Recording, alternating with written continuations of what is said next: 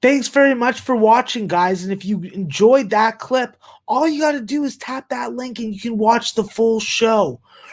There's going to be lots of Valentine's cookie talk, apple pie talk, and of course, good old apple juice and water. Thanks very much, and get those winners. This is going to be a game that is a non-conference game, a game that was decided, brought together by the fact that teams need to play other games. And with all these postponements, you got to figure it out somehow. And Sacramento State and California Baptist found each other, and now they're going to find each other in a game that we're going to be able to watch and bet on. And the Lancers, they better hope that they don't get stung by these Hornets, because with the Sacramento State Hornets, they may find it easier to score versus the Lancers than they did against Eastern Washington.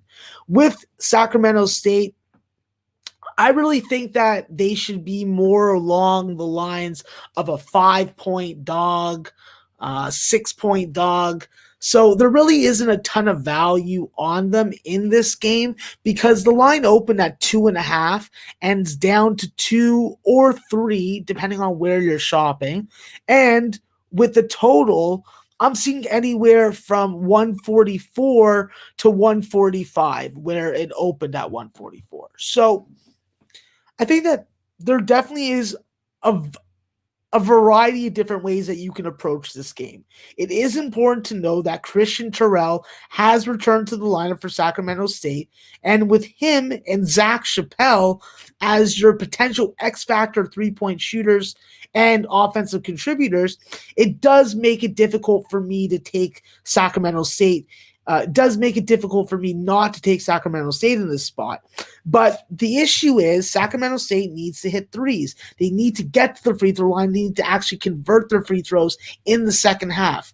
They've had no issues converting them in the first half from what I've tracked. But when it comes to second halves and late game situations, we have seen them miss some free throws at some key times. I think that this could be a death sentence if they do that against Cal Baptist. With Sacramento State, listen, they're best suited for a low-tempo, low-possession type game where they are able to bleed the clock in the half court and end up, by their standards, with a three-point shot or an and one possible conversion. But with Cal Baptist, listen, this is a team that has had some problems at home. They've lost some games outright. They've lost some games in some tragic fashion. So I always make the presumption that this is going to be a team that's going to be taking their home performances that much more seriously. And with Cal Baptist, they know about blowing leads. They know about blowing leads at home. And when you did that against Southeast Louisiana, when you did it against Dixie State, I hope that these are lessons that are learned and built upon and not repeated. So with this Cal Baptist team, they could score the basketball. They got a multitude of different scores from different levels, whether it be my fellow Canadian Ty Rowell, whether it be Trey Armstrong, Reed Nottage, Mark Carbone from New Hampshire, even Elijah Thomas.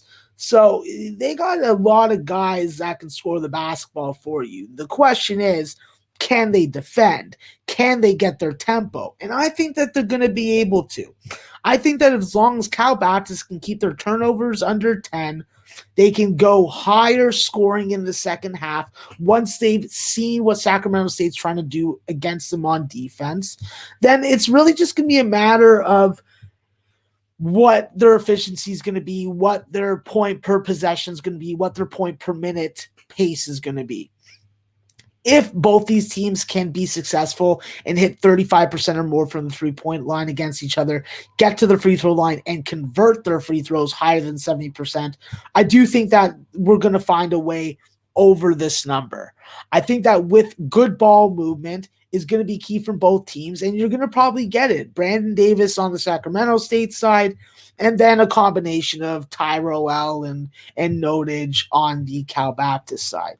I think that with some turnovers, hopefully they lead to fast break opportunities, but knowing Sacramento State, they're going to pull it back.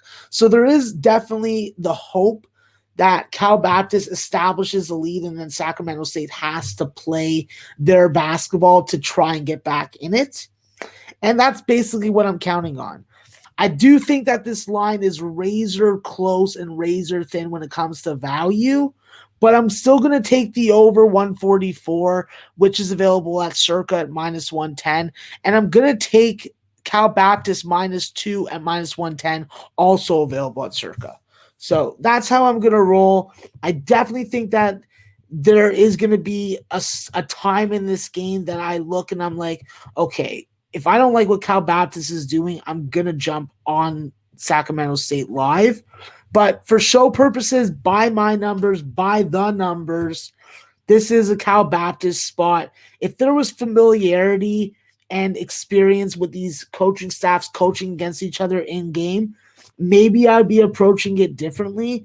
But at this time, with the injury situation and who's going to be available and who's not, I'm still seeing value with Cal Baptist, and I'm still seeing enough value and enough reason to get on the over. So over Cal Baptist, 144, and we're taking them -2.